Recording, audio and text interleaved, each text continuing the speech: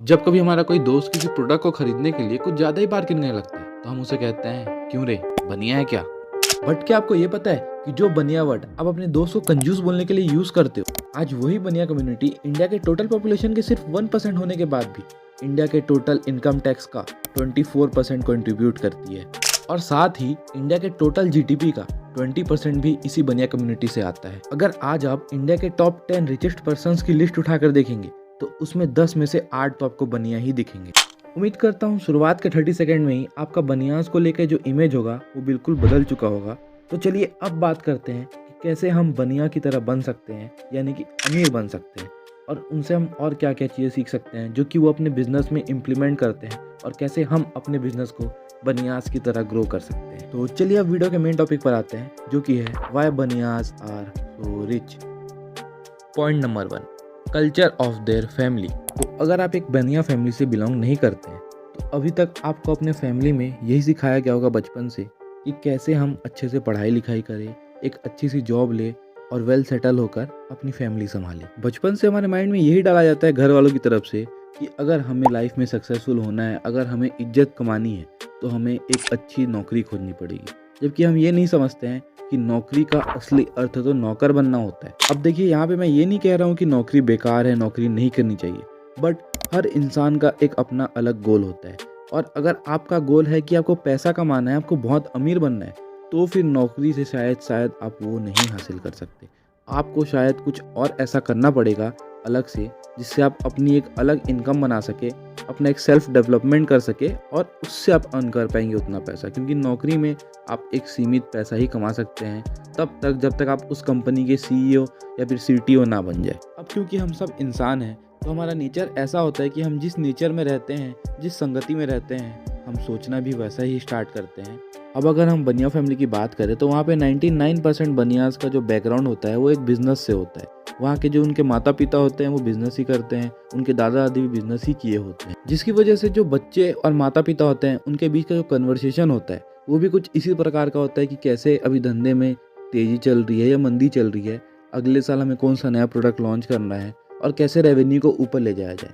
इस वजह से बचपन से ही जो बनिया फैमिली के बच्चे होते हैं उनका माइंड भी इसी तरफ ज़्यादा आकर्षित होता है, और जिसका एंड रिजल्ट ये होता है कि या तो वो अपने बाप दादा के बिजनेसेस को संभालते हैं, या तो वो अपना कुछ नया स्टार्ट करते हैं और उस पर ध्यान देते हैं। मेरा एक दोस्त है जो कि एक सिंधी है और उनका ड्राई फ्रूट्स का शॉप है। तो जब हमने 12th कंप्लीट किया तब हम सभी का थोड़ा डाउट था कि हमें आगे कौन सा कोर्स करना चाहिए, बट वो अपने में क्लियर था, और क्लियर ऐसे कि उसे पता था कि उसे तो आगे पढ़ाई ही नहीं करनी।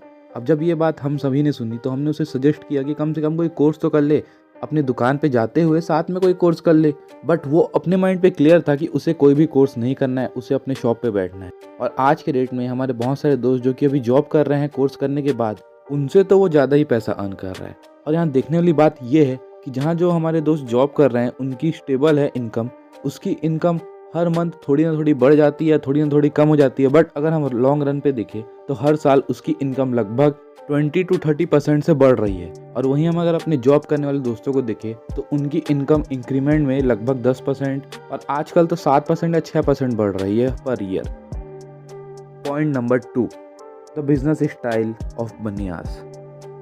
अब देखिए, ऐसा नहीं है कि सिर्फ बनिया ही बिजनेस करते हैं, और भी दूसरे कास्ट के लोग हैं जो कि बिजनेस कर रहे हैं आज के डेट में, और आज के डेट में और नए नए लोग भी बिजनेसेस में आ रहे हैं। बट ऐसा क्यों है कि ज़्यादातर लोग जो बिजनेसेस में आते हैं वो या तो फेल हो जाते हैं, या तो उन्हें सक्सेस मिलने पे बहुत ज़्यादा टाइम लग जाता है, या फिर उन्हें एकदम स्लो रेट की सक्सेस मिलती है। मतलब कि अगर उन्हें ग्रो भी होना होता है तो वो 10% से 15% में ही ग्रो होते हैं। बट वहीं अगर एक बनिया को देखें तो वो 20 to 30% में ग्रो होने लगता है पर ईयर। तो चलिए थोड़ा डिटेल में समझते हैं बनियास के बिजनेस स्टाइल को। Point number 1, they are reinvesting their profits to their business. ये बिजनेस में इतने माहिर होते हैं कि इन्हें पता होता है कि अगर बिजनेस को ग्रो करना है तो बिजनेस में हमें अपने पैसों को री इन्वेस्ट करना बहुत ही ज़्यादा ज़रूरी हो जाता है। तो ये क्या करते हैं कि जितना इनको इंपॉर्टेंट होता है, जितना इन्हें नीड होता है, उतना ही पैसा वो इसमें से निकालते हैं, विड्रॉल करते हैं अपने बिजनेसेस में से। बाकी सभी प्रॉफिट्स को वापस वो अपने बिजनेसेस में लगा देते हैं। अगर आप गौर करेंगे तो जो बनियाज महीने के 2-2, 3-3 लाख, 4-4 लाख कमाते हैं वो फिर भी एक ऑल्टो गाड़ी में घूमते हैं। लेकिन हमारे जैसा कोई एक युवा जो अगर महीने का 50,000 भी कमाने लग जाए तो वो सपने देखता है फॉर्च्यूनर लेने की। Point number 2, they study their businesses. यानी कि जो बनिया होता है जब भी वो किसी भी बिज़नेस में घुसता है या फिर कोई भी बिज़नेस वो कर रहा होता है तो उस बिज़नेस के बारे में उसे फुल्ली डिटेल में नॉलेज भी होता है, या फिर अगर नहीं होता है तो उस नॉलेज को वो गेन करने की पूरी कोशिश करता है।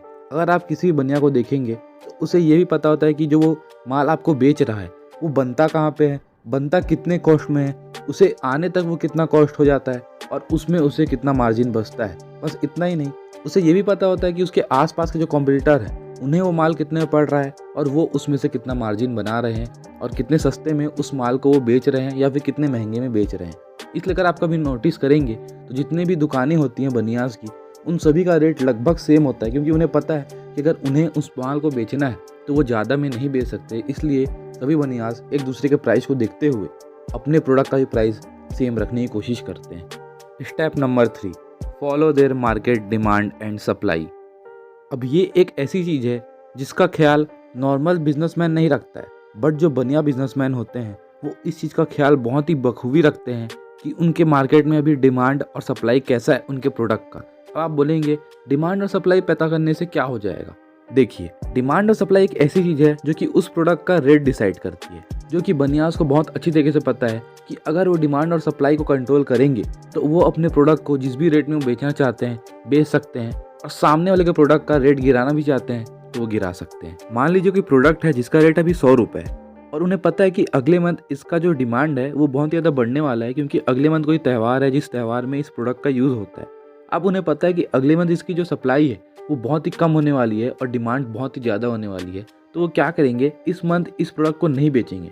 इस मंथ वो अपने इस प्रोडक्ट को अंदर रख लेंगे। कोई कस्टमर आता भी है तो उसे वो बोल देंगे कि अभी ये प्रोडक्ट अवेलेबल नहीं है, क्योंकि उन्हें पता है कि अभी अगर इसे ये बेचने जाएंगे तो ये 100 रुपये में बिकेगा। बट अगर वो अगले मंथ इसे बेचेंगे जब डिमांड बहुत ही ज़्यादा होगी और सप्लाई बहुत ही कम होगी, तो इसी 100 रुपये के प्रोडक्ट को वो 200 से 250 रुपये में भी बेच सकते हैं। तो इस चीज़ का फ़ायदा बनियास ऐसे उठाकर अपने इनकम को, अपने मार्जिन को बढ़ाने में करते हैं। अब मैं ऐसा नहीं बोल रहा कि वो ये गलत करते हैं, ये भी एक बिज़नेस का तरीका है, बट ये है कि हाँ, वो इसे सही तरीके से करते हैं, गलत तरीके से बिल्कुल नहीं करते। मैं ये बिल्कुल नहीं कह रहा हूँ कि बनियास इसका फ़ायदा उठाते हैं, वो सिर्फ और सिर्फ अपने बिजनेस टैक्टिक्स को यूज़ करके थोड़ा ज़्यादा मार्जिन कमाते हैं। Point number 4, they are the real risk takers. जहाँ पे हम आम लोग थोड़ा रिस्क लेने से घबराते हैं और अपने पैसे को अपने सेविंग अकाउंट में रखना प्रीफर करते हैं, जहाँ पे हमें रिटर्न मुश्किल से 3% से 4% भी आज के डेट में मिलता है, और वहाँ पे वही जो बनियाज होते हैं वो कभी भी पसंद नहीं करते अपने पैसे को इस तरीके से बर्बाद करना। उनकी कोशिश ये होती है कि अगर उनके पास कुछ एक्सेस पैसा पड़ा हुआ है तो वो पैसा ऐसे ही पड़ा होकर वेस्ट ना हो, वो पैसा भी उनके लिए काम करे और ज़्यादा रेवेन्यू क्रिएट करके दे, उन्हें और ज़्यादा प्रॉफिट बना कर दे। इसके लिए वो क्या करते हैं, अपने पैसों पर वो रिस्क लेना पसंद करते हैं कि उस पैसे को ऐसे जगह इन्वेस्ट करना पसंद करते हैं जहाँ पे उन्हें थोड़ा रिस्क तो होता है बट एक्स्ट्रा रिटर्न्स भी मिल जाते हैं। Point number 5, take loans for assets. अब जहाँ पे हम आम लोग क्या करते हैं कि कभी भी हमें कोई गाड़ी खरीदना होता है, कोई बाइक खरीदना होता है, आजकल तो मोबाइल भी खरीदना होता है, तो हम उसके लिए लोन ले लेते हैं, ईएमआई में हम उस चीज़ को खरीदते हैं। वहीं पे जो बनियाज होते हैं वो भी लोन लेते हैं, बट उस लोन को वो ऐसे प्रीफर करते हैं कि उससे उन्हें उल्टा बेनिफिट होता है, ना कि लॉस। जैसे मान लीजिए अगर हम एक गाड़ी लेते हैं तो उसका रेट हर साल 10 से 15% गिर जाएगा, और क्योंकि वो एक डेप्रिशिएटिंग एसेट्स है तो उसमें उन्हें पता है कि अगर इसमें वो पैसा लगाते हैं तो उनका पैसा उल्टा कम होने वाला है। तो ऐसे चीज़ों के लिए वो लोन लेना बिल्कुल प्रेफर नहीं करते जब तक वो बहुत ज़्यादा नीडी नहीं हो। इसके बजाय जब उन्हें लोन लेने की ज़रूरत पड़ती है तो वो लोन लेते हैं अपने बिजनेसेस के लिए, कभी भी वो अपने पर्सनल खर्चों के लिए लोन नहीं लेते। 90% केसेस में उनके लोन्स ऐसे होते हैं जो कि उनके बिजनेस के लिए लिए गए होते हैं, जिनमें उन्हें उनके बिजनेस में ग्रो करने में मदद करता है, और उससे जो प्रॉफिट होता है वो उनके उस लोन के इंटरेस्ट से कई गुना ज़्यादा होता है, जिससे उन्हें उस लोन में बेनिफिट ही होता है, ना कि उन्हें इंटरेस्ट पे करके लॉस करना पड़ता है। इस वीडियो को बनाने का मकसद यही है कि कैसे हम उनसे ये सीख सके कि कैसे वो इतने वेल्दी हैं, और उनसे ये सीख कर हम भी अपने वेल्थ को 2 गुना 4 गुना कर सके। So this is the video. उम्मीद करता हूँ कि ये वीडियो पसंद आया होगा। अगर पसंद आए तो लाइक सब्सक्राइब जरूर कीजिएगा और कमेंट करके बताइएगा कि आपको इस वीडियो से क्या सीखने को मिला और मैं क्या इम्प्रूव कर सकता हूँ इन वीडियोस में। और अगर आपको ऐसे फाइनेंस और सेल्फ हेल्प से रिलेटेड वीडियोस देखनी है तो आप हमारे चैनल को जरूर से जरूर सब्सक्राइब कर लीजिएगा, क्योंकि आगे और ऐसी वीडियोस आने वाली है, और आप चाहे तो हमारे प्रीवियस वीडियोस को भी देख सकते हैं। उम्मीद करता हूँ आपको ये वीडियो बहुत पसंद आया होगा। तो चलिए मिलते हैं ऐसे ही एक और वीडियोज़ के साथ अगले वीडियो पे। Thank you so much for watching.